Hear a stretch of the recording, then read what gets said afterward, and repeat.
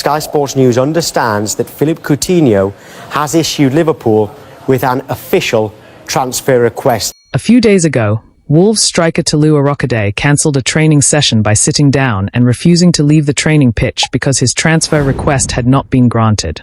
Wolves responded by beefing up security to keep him off the training ground entirely. Wild as it sounds, it's nothing new.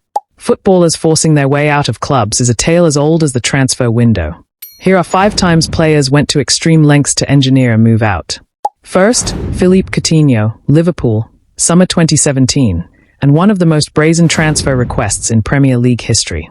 Barcelona had 2 bids rejected, the second worth up to €100 million, and Liverpool's ownership group, Fenway Sports Group, released a statement saying flatly that no offers for Coutinho would be considered and he'd remain a Liverpool player when the window closed.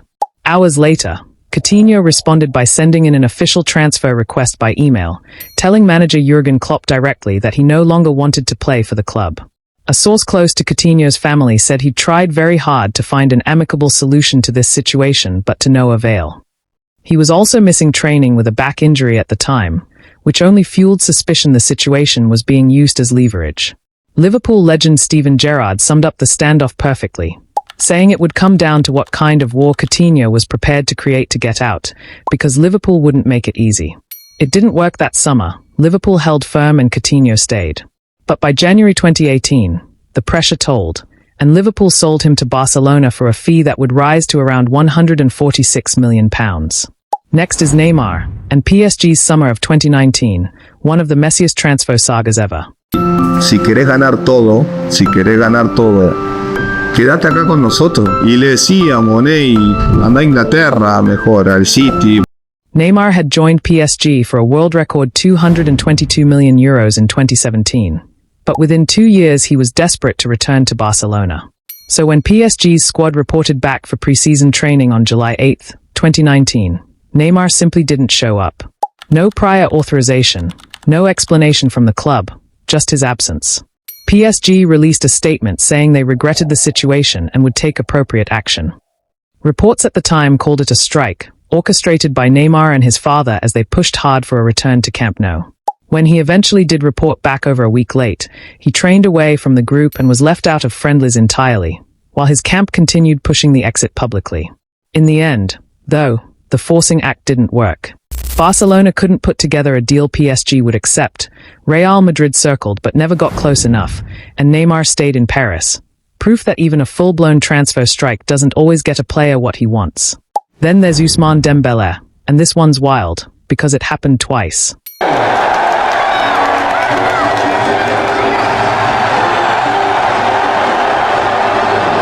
Round 1, Borussia Dortmund, 2017.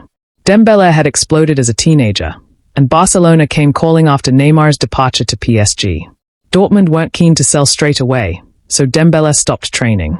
He was suspended and fined for his conduct, and the situation escalated until Dortmund had no choice but to negotiate, eventually selling him to Barcelona for a fee that could rise above €140 million.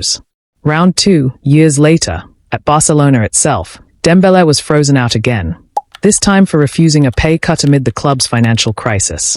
He was stripped of training privileges and told to train alone. Months of tension followed before PSG completed a move in 2023.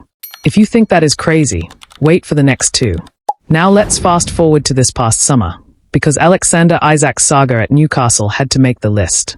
Isak had told Newcastle the 2024-25 season would be his last, but he still had 3 years left on his contract, and Newcastle simply refused to sell, even as Liverpool's opening bid of £110 million was rejected and the two sides remained miles apart on valuation. So Isak skipped Newcastle's pre-season tour, was excluded from the squad, and began training away from the group entirely, at one point even training alone at his former club Real Sociedad's facilities in Spain. Then it escalated further. Isak was left out of a Newcastle family day at the training ground, and shortly after, the property he'd lived in since joining the club in 2022 was put back on the rental market. Reports described it as Isak effectively moving out of the city altogether. He accused the club of broken promises, and pundit and former striker Troy Deeney, who'd forced his own move from Walsall to Watford years earlier, publicly advised Isak to go even further and disrupt training sessions if that's what it took.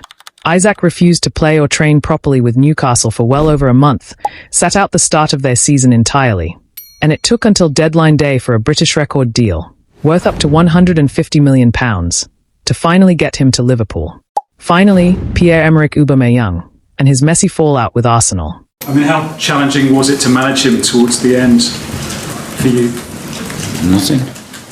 Aubameyang had been Arsenal's captain and top scorer, but by 2021-22 his relationship with manager Mikel Arteta had broken down.